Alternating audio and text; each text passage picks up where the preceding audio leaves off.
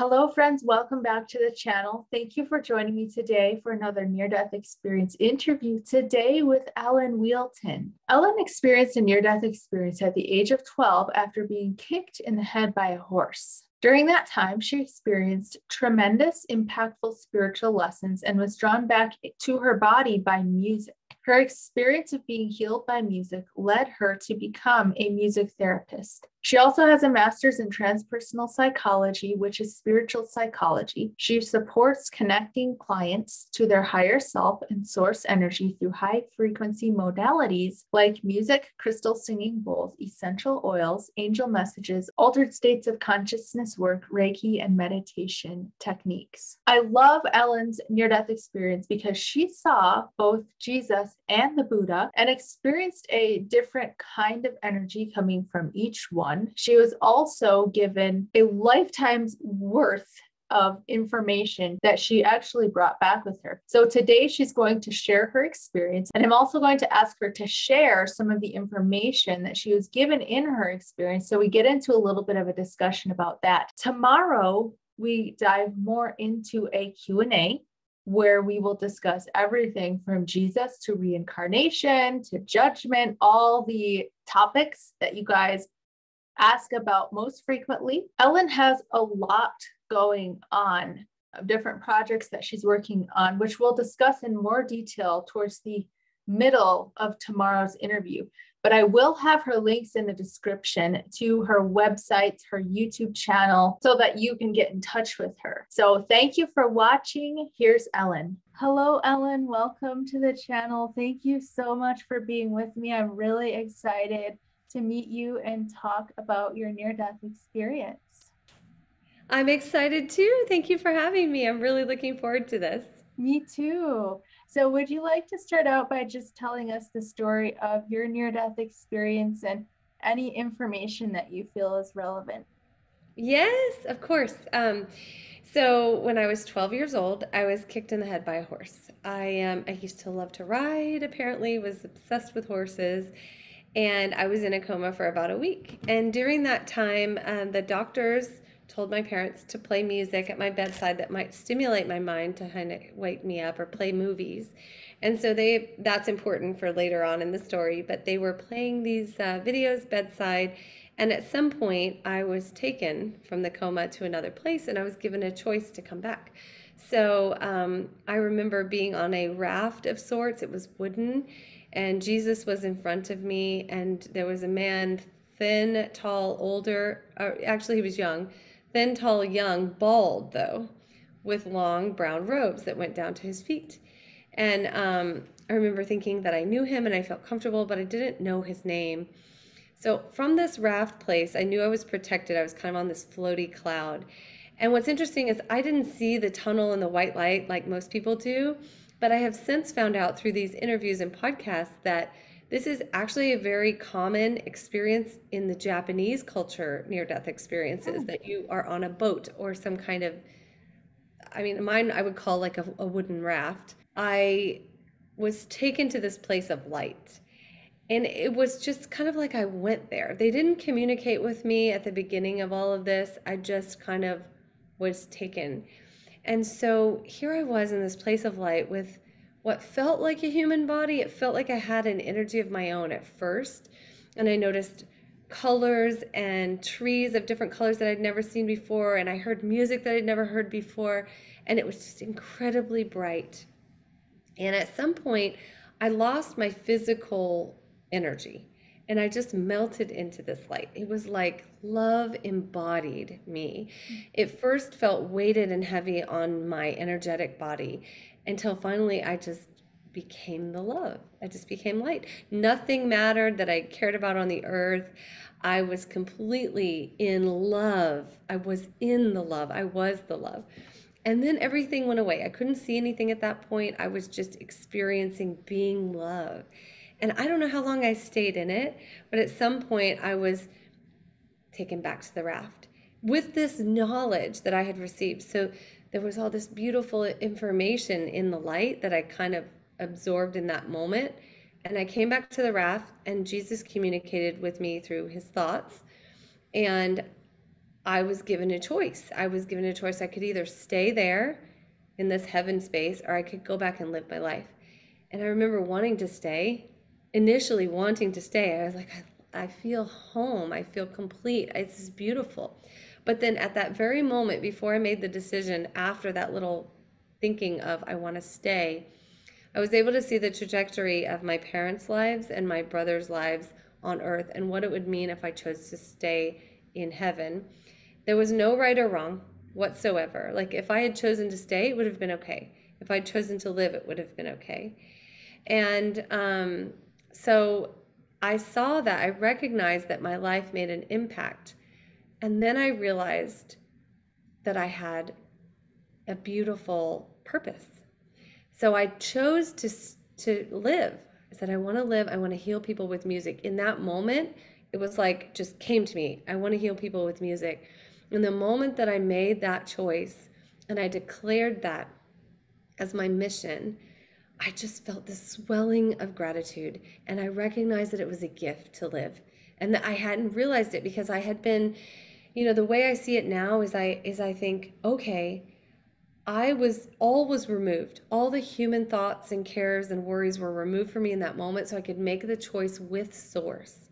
But once I made it, then I recognized what a gift it was. And so then I remember just almost symbolically falling to my knees and communicating through my thoughts again how thankful I was and how I would give thanks every night. And I knew that God was the reason I was going to live. And it just made me so knowledgeable about how supported we are. And then at that moment, I received a lifetime of information about our purpose, why we're here, what matters, why, everything. I just received so much information. And then in this place of gratitude, everything went dark. I was back in the coma and I saw music notes of different colors. It was a different color for every note on the staff. It was in the far distance, like a moving staff was going on, and it got closer and closer to my head until finally I went through that music. Even though I couldn't hear it, I could see it moving. It went right through me, and I heard this tiny pinprick of sound, the most inaudible thing. You wouldn't even know you were hearing something, but I focused on it so intently, and I pulled it to me. And it was one of the hardest things I've ever done. I put every energetic being, essence in my being into pulling that sound until it got louder and louder and louder. It was booming in my head, and I opened my eyes and I was in the ICU. And the nurse came running over and I fell back out of consciousness. But it was like it's like one sense worked at a time. I could either hear or I could see, but not both. And I found out later that my parents had chosen to play a Disney movie at my bedside that was 90% music, the soundtrack. And so my brain had truly attached to the music, and I had chosen to come back and use music for healing. And then I was healed by music.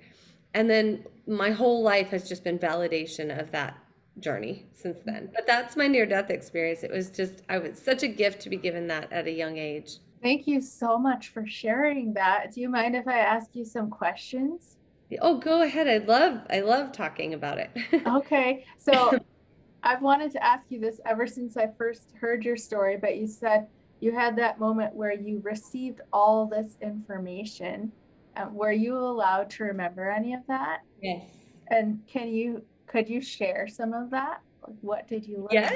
Oh my gosh. Well, there was so much information that came through on that raft that it's almost more than I feel anyone could take in a lifetime. So I don't know how long I was there, but there were so many. One is about gratitude. I came back with a lesson on gratitude, that if we stay in gratitude, there's no negativity, there's no fear, there's no resistance, there's no anger. It's pure love.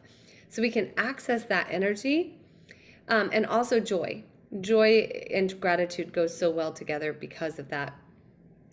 And that we're all here for a purpose, that we're constantly surrounded by love, light, messages, and support from the other side, almost to the point where we can call on it, and that we do need to call on it. We do need to ask for their help. We need to call on our angels and guides and God and source and divine energy and love and our higher self, all the things that we see. I remember knowing that it was all love in that place. There was no label. It was all beautiful, loving, kind, energetic, no judgment at all. Everything was okay. and that we worry too much on earth about what happens day to day. It's really more about relationship. It's all about relationship. It's all about love. It's all about supporting each other. And we're being called to work together and to lean on each other and build each other up. And that everybody has a purpose. Everybody. I mean, that's just to name a few. There were so many other things that they come to me like randomly. And I'm writing a book about it actually right now. Oh, you are? Yeah. Not only the messages I got on the other side, but the messages that I've received since COVID began and the pandemic, because a lot is at play. There's a whole spiritual evolution happening, and we really are being called to step into our light and our purpose more and more. Even though it's a very scary time, by making the choice to live in love, we really, and stay out of fear, we really do direct our lives. And that was a big message, that we create our existence with our thoughts. So our thoughts can be a hindrance to our spiritual evolution, or they can be a help. When we recognize the power of them, we can replace negative thoughts with positive ones, and then call in more positivity and light and people in our lives that are going to support us and call out the negative. And so that has been one of the most powerful things for me, because I've been diving into that for the last 2 years. And it helps me to realize we are meant to have everything that we desire, as long as it's in the greater good and we're living in our purpose. Even without that, we're meant to have everything that we desire. And we can co-create with Source. We can call in God's love and energy to not only lift us up, but to guide us. And it does take a surrendering and a trust and a faith. And so I think that's where people kind of get stuck, and they want to control how things are going to go rather than allowing Source to guide us. And that's the hard part. We're human after all, we're spiritual beings living in a human existence. So I hear you talking about gratitude and then about choosing our thoughts. So when we have negative or fear-based thoughts, I imagine them moving out of my head like a butterfly, or then I send them over the mountains away from me, because I don't want to give them power. And we all fall into the trap, and sometimes it's easier than others. But there are other things that I do as well to raise my frequency, to try and stay in that higher vibe place, because negative thoughts can actually lower our frequency. So I listen to music, meditation, breath work, art, contemplative practices, and oils. So I use Young Living oils, and they just raise my frequency to the roof. And crystal singing bowls and all the things that I do in my career are really just different tools for raising frequency. Very interesting. So I'm curious, do you have any more specific messages for people with what we're going through in the world right now? Yeah, so many have come through. They're impossible to keep up with, because they're constantly happening. But it's about choosing love and releasing negative thoughts. It's about trying to stay in gratitude and joy even when it's difficult. It's about also the frequency of the planet has risen in the time that we've been inside, which is interesting, because now the earth can support a higher frequency being. So people are really stepping into intuitive gifts now, and it's okay, it's normal, and it's not scary, as long as you kind of call for the greater good, and and ask that Source guide you to help people with whatever you're experiencing. And that we are actually recognizing each other again, beings of light that are here and have been, have come here to kind of assist in helping others step up or recognize it. We're all beings of light. We are all source energy. We are all love. We are all divine. We have it all in us. But some of us know it, and then we can help others recognize it within themselves. And so I think right now we're really being called to work together and lift people up and help them to stay in that space.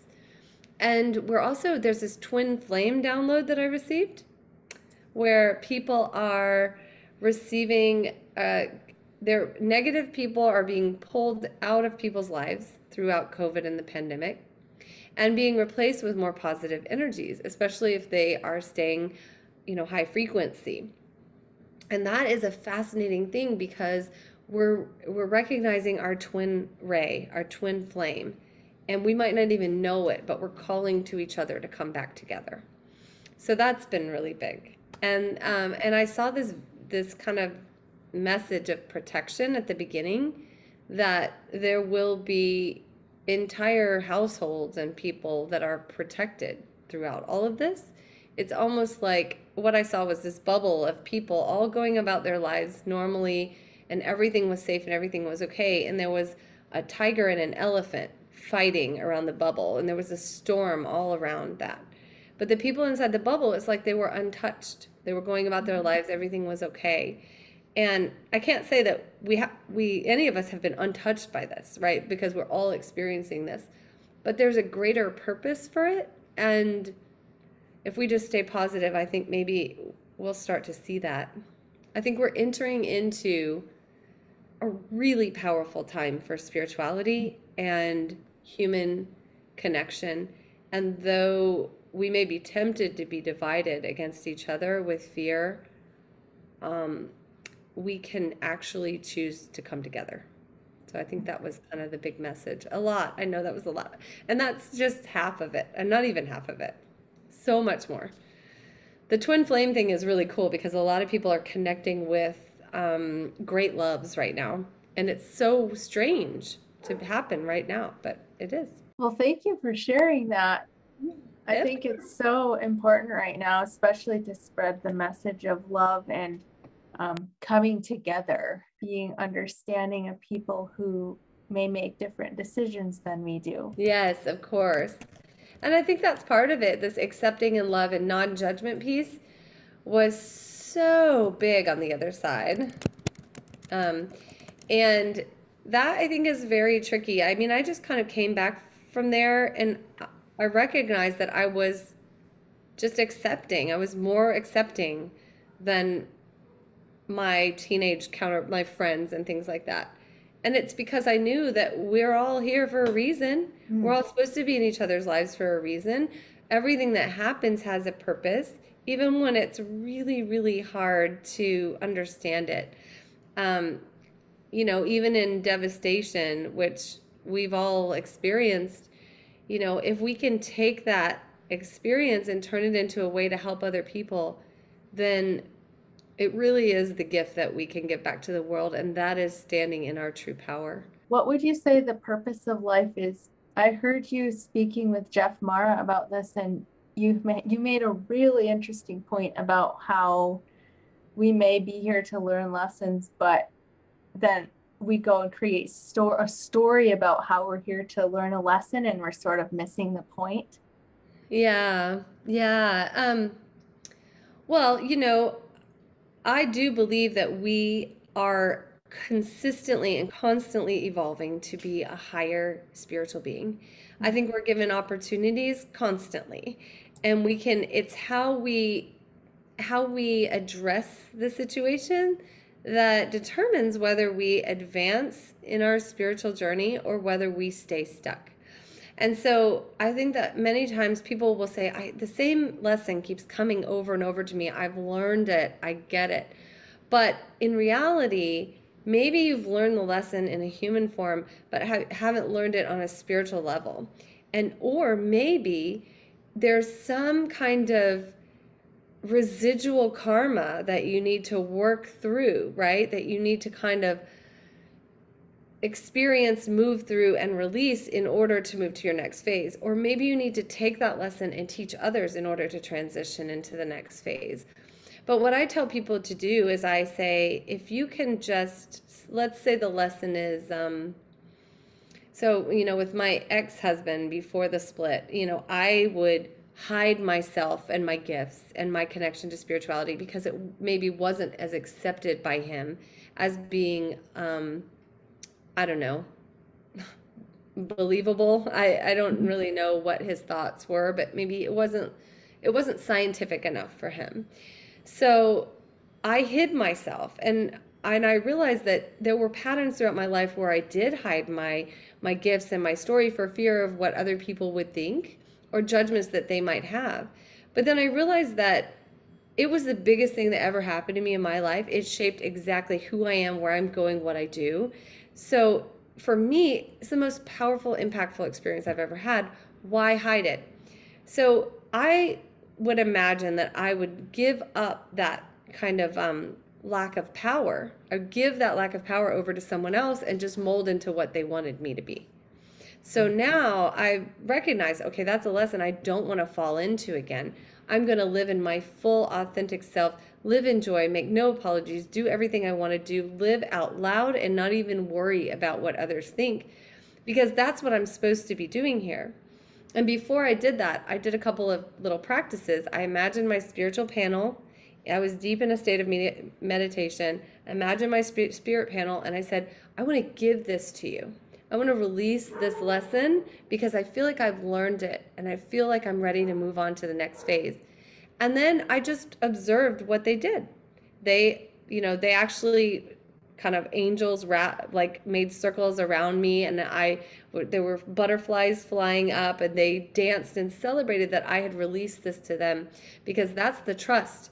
I'm giving up my own human control over the experience and all the fears that I might have around not wanting to learn the lesson again or whatever, and I'm giving it to Source, and I'm saying, please take it from me, and I trust, because I will figure it out at some point, and Source will help me along the way. And that's how it's been.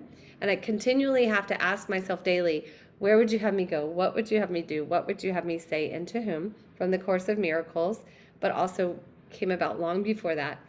That's my constant practice, and I use it with the oils, and that's how Source continues to speak, and guide me and show me things. It's really very beautiful, because now I'm living a life where the only thing I'm worried about is how connected am I to Source? How much can I support my own journey here and my mission and my purpose? I'm really excited that you mentioned A Course in Miracles. What are your thoughts on A Course in Miracles? I think it's amazing. Anytime you can give empowerment to people to step into their own higher selves and connect more with Source, you're doing a service to them in the world. And so I do love the messages. Many of them came from ancient books prior to, Marianne Williamson's, recap of it. But she had the voice that we needed to hear, like, to put it all into perspective. So I like that. And I've been doing a lot of amazing research and instruction into connecting with my light body and my light self over the last 2 years, and it's just been powerful. So any practice you can come up with where you're asking Source, because you do need to call on even your higher self to step in sometimes, but without making that call, there's no compelling. The call compels, right? The call compels the answer. It compels the journey. And if you've gone through the lesson over and over and you're not asking for help from Source, then that could be why it's continually coming through back again. Did you have any kind of religious background before your experience, and how did your experience change that, if you did? Yeah, I grew up Methodist, and that's really all I knew. And so Jesus being on the raft was really familiar to me, and I felt very comforted and loved. And I was a child at the time, and so that also makes sense. And then, but in the light at the other side, there was no wrong. That was what was interesting. And you'll find this of all near-death experiencers, that we all have the same experience. We're in the light. It wasn't called Christianity. It wasn't called Buddhism. It wasn't called anything. It was just love. And I believe that, Jesus as an ascended master embodied that non-judgment, loving energy. And then I came to find out later that Buddha was on my left, and he showed up as well. And I didn't recognize him as being Buddha until I was in grad school. I chose a grad school that had a music therapy master's that was a dual master's in counseling and spiritual psychology. So I chose that as my master's because I felt, oh, that gives me good job security.